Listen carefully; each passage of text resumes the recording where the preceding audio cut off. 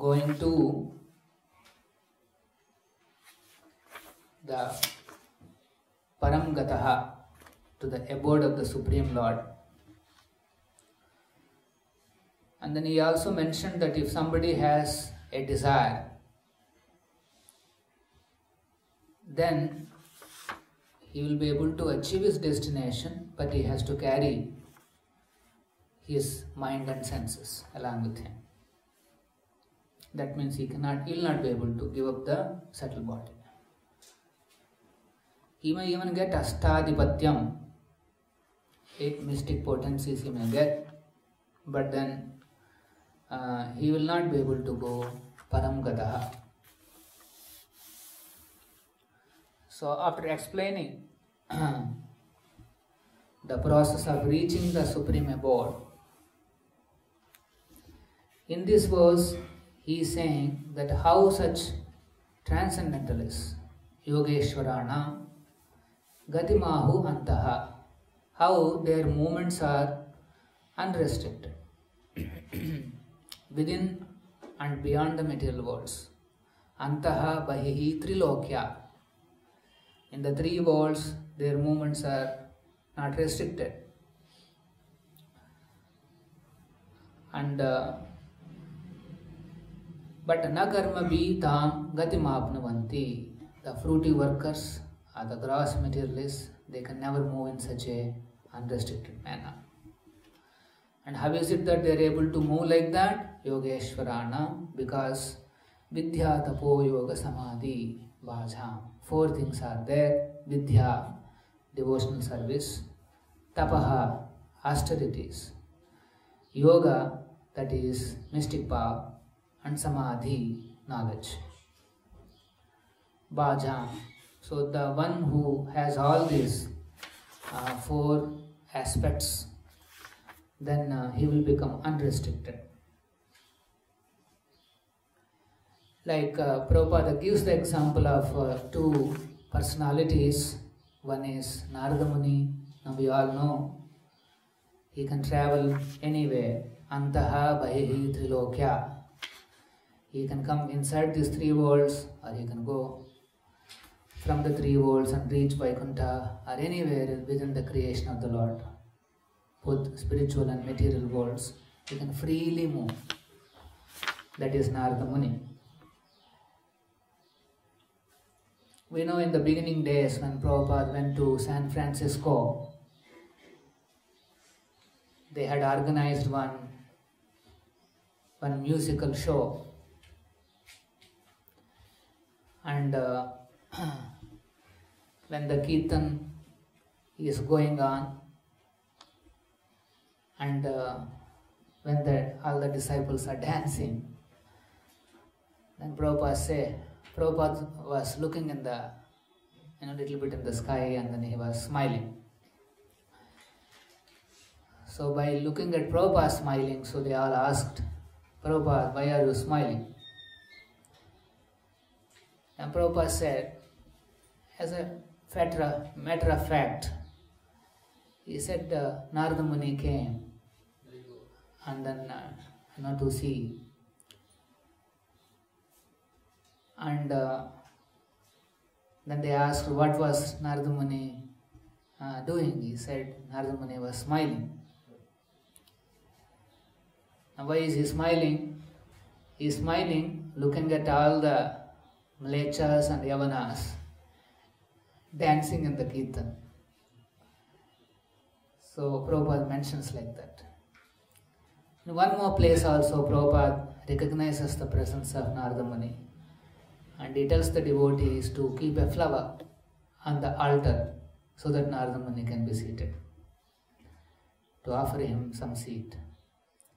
So like that in many, not many, say some 3-4 times, Prabhupada mentions that Narada Muni was present during the Sankirtan. So that's Narada Muni's blessing on this moment.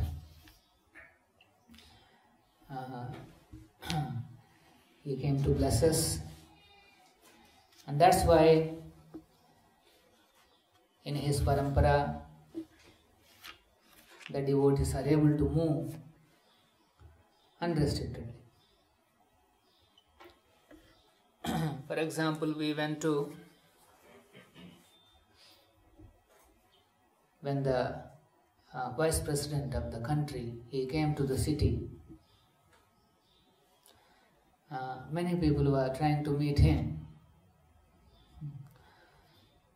So somehow we got an opportunity to go and meet him and give him the first Bhagavad Gita as part of the book marathon. So we went there, and a lot of police outside the building. Before us, there was some people going on, so they are checking them thoroughly, all over the body. And we went there, they are little, they just, okay, Swamy, go. So we went inside. They made us sit. And then after a while, we were allowed to go inside. Of course, he is an elderly person. The vice president is an elderly person. So we went and met him. Very respectful, and then we sat there. And freely we are taking photographs. We are giving Bhagavad Gita, and all our assistants, they are all taking photographs. And finally himself we say, Swamiji, I am vice president, you should not take so many photographs. I am not like a normal politician. So he is trying to tell us protocol, but is unable to stop us.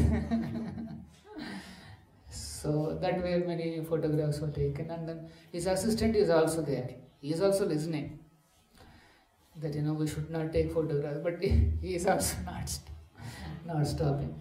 In fact, he himself is taking photographs for us. So, in one sense, our movements were unrestricted. And you will see none of the fruitive workers, karma bhi tham gatim apnavanti, you will not see regular karmis were given that much opportunity. Photograph itself is a big thing with the vice president. What to talk about some dozen photographs? Not possible. We see this repeatedly in our experience. The devotees' movements are unrestricted. Not everywhere, but at least many places we see that they are unrestricted. Sometimes they don't even check also this, the security checkup and all those things.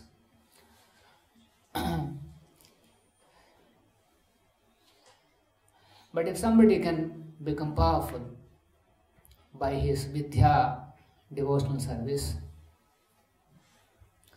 tapaha, austerity, and then yoga, mystic powers, samadhi, knowledge. If somebody can develop, advance in all these aspects, then his movements will become more and more unrestricted.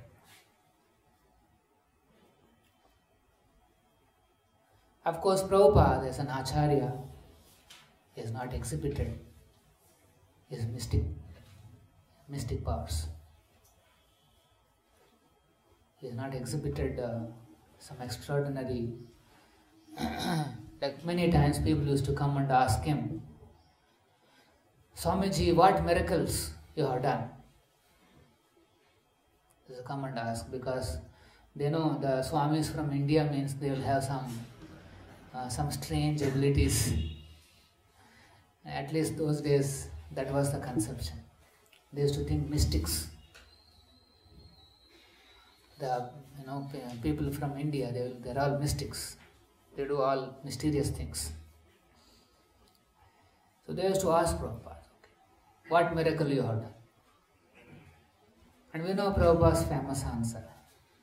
He said, my miracle is that I have converted all these hippies into happies.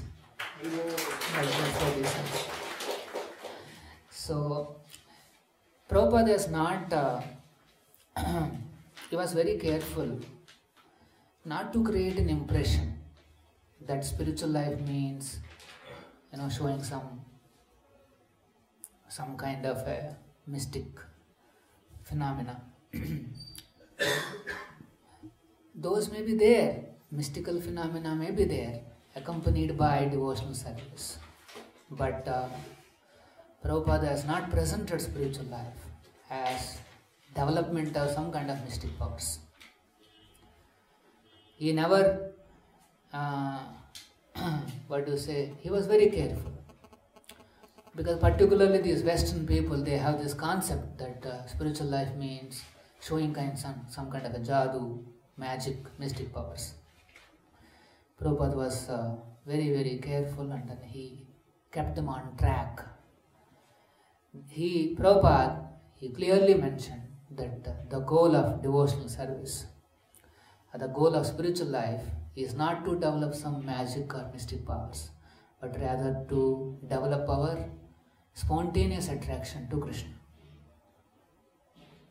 Repeatedly throughout his books, throughout his conversations, throughout his letters, Prabhupada repeatedly puts the focus back into his disciples' minds.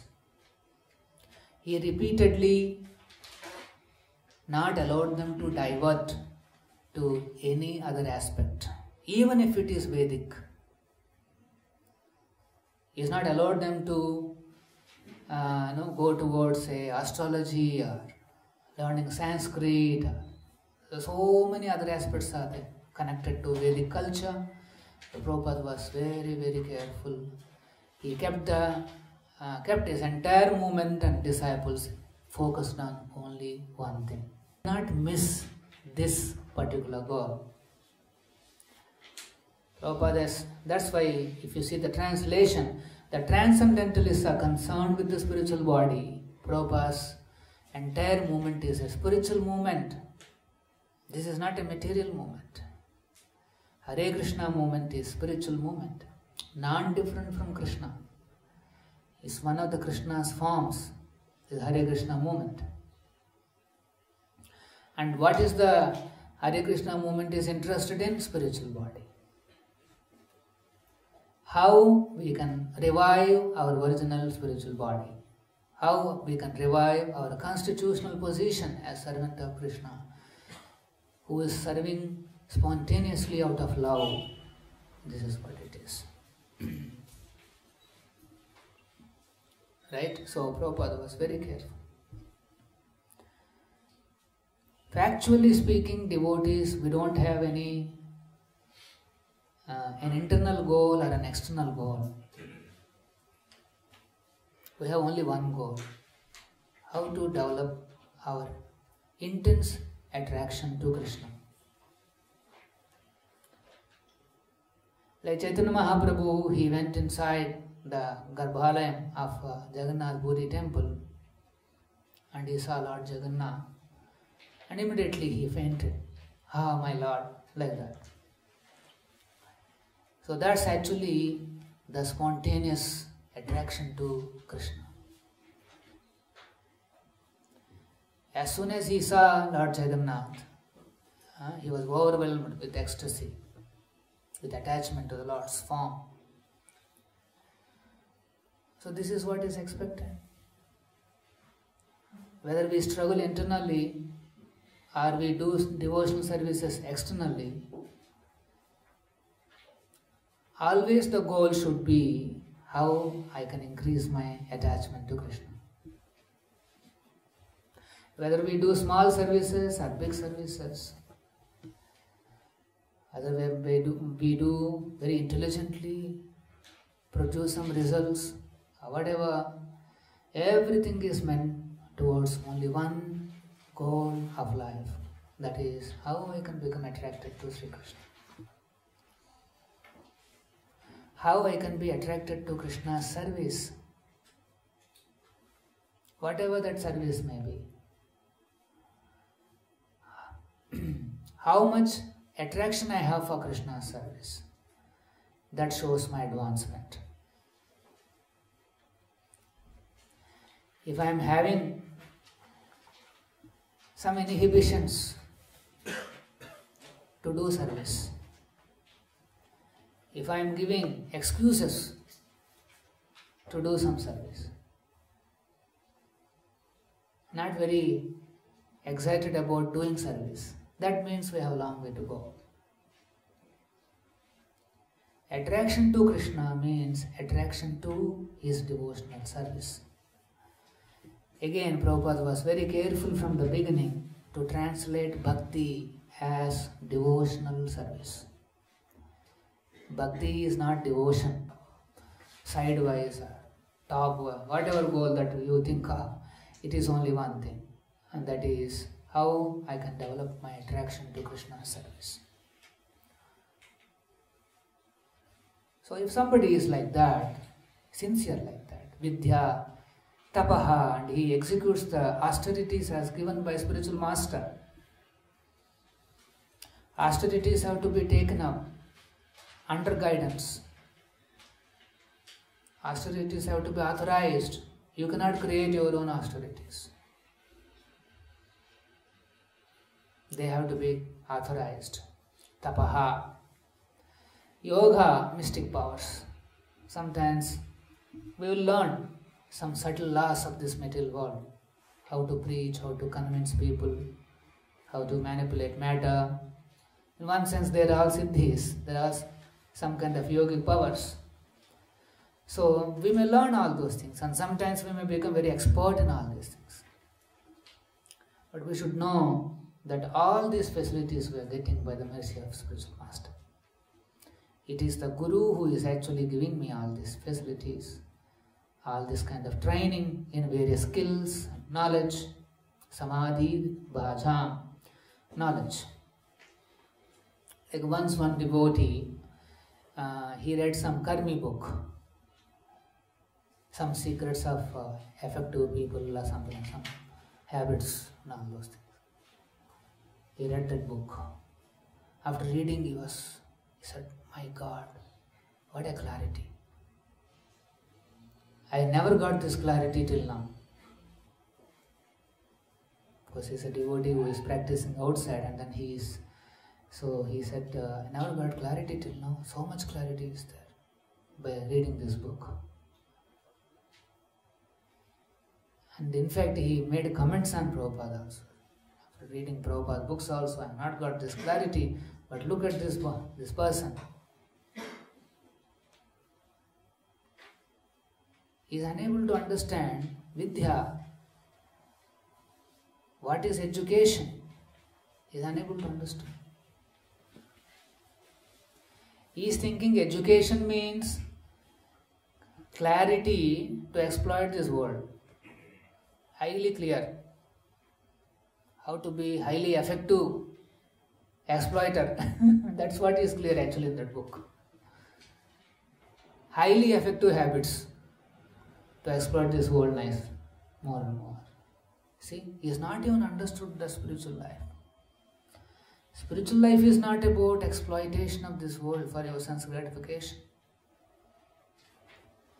Knowledge means that which gives you detachment from this world. This is knowledge.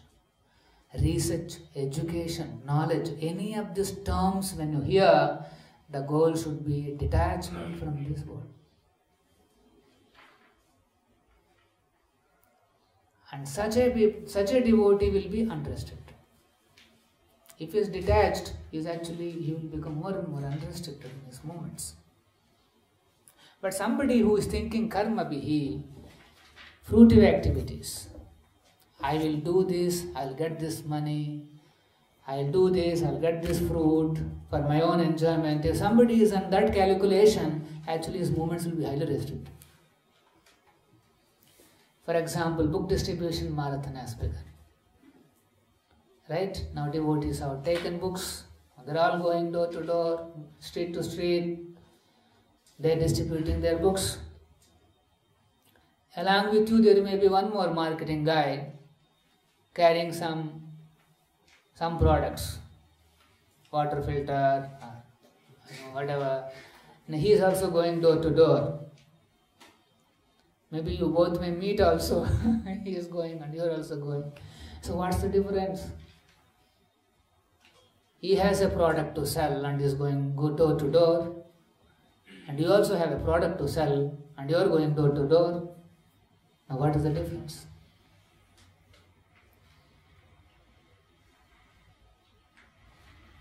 The difference is, you can see that Gatimahu Antabbahi Trilokya. You will see the devotees' movements are unrestricted,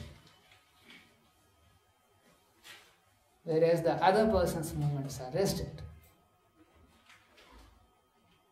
In fact, both of you go and knock the door, and if somebody opens the door, generally, he will drive away that other person. And devotee means, okay, Swamiji, please come. Although he is not very happy, but still, he will not be able to say anything. Generally. On the whole, if you see, devotees' movements, the restrictions are less. Practically you can see. What Bhagavatam is saying, we can practically see in our day-to-day life. Secondly, we are not selling, we are not like a salespeople. The salesperson is selling something which will entangle the person who purchases it. And he is selling to accumulate some money for himself. Right? This is what he is selling. But devotees, when they go and try to distribute a book, that's why we call this as the distribution. There may be a little money involved, but it's a distribution. We're not calling this as book selling. Sales could be a small part of it, but there is a bigger picture is happening. When you are giving a book to somebody and somebody is taking that book, don't think it's just a sales activity. Much more bigger things are happening in that particular transaction. It may appear like a Vaishya activity, maybe externally yes, but actually a much deeper things are happening.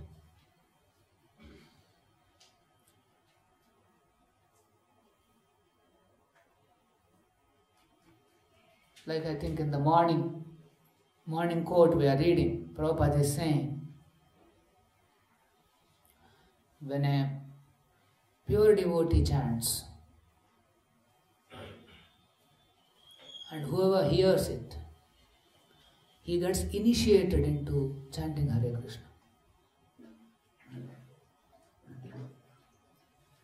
If anybody hears a pure devotee, he gets initiated. Like once one devotee gets a doubt, we are distributing hundreds and thousands of books all over the planet, and they're all reading Prabhupada books. But then, how will they get initiated? And without getting initiated, they will not be able to go back to Krishna. How will they get initiated? So they go and ask Prabhupada, Prabhupada, distributing so many books, but how will they receive initiation from you? Prabhupada says, when they read my books, they'll automatically get initiated.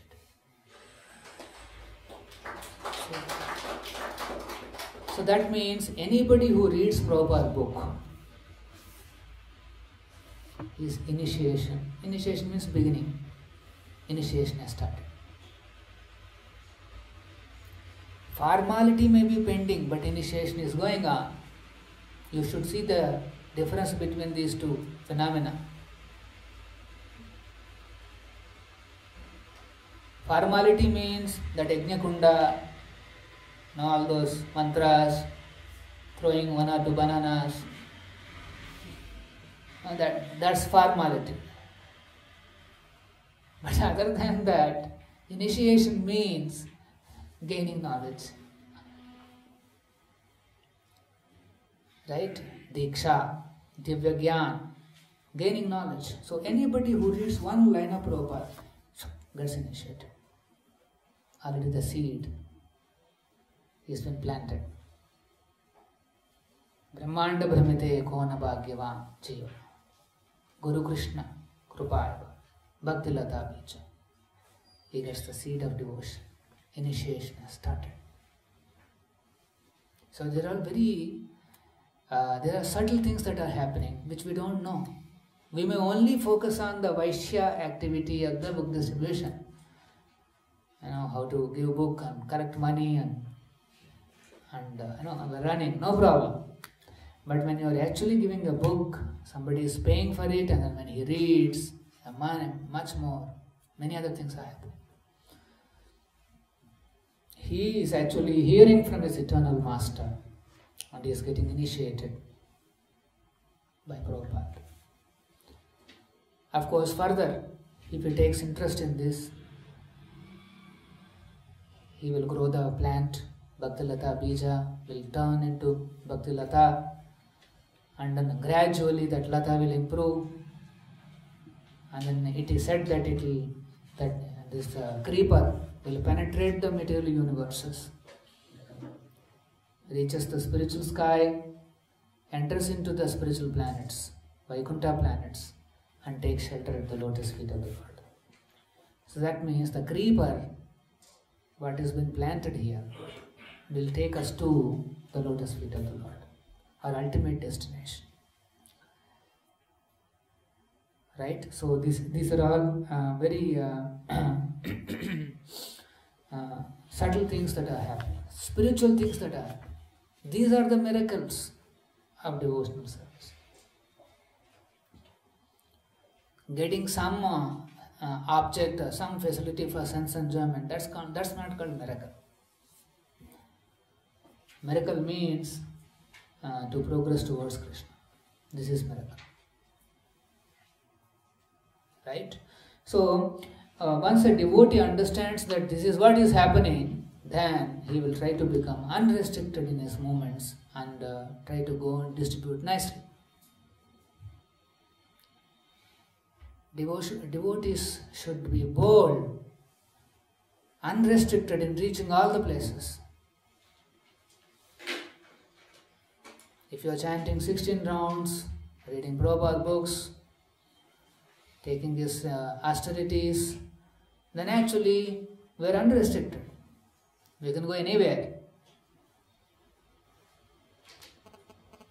We should have that faith that yes, if I complete my sadhana, my chanting, I can go anywhere, I can approach anybody.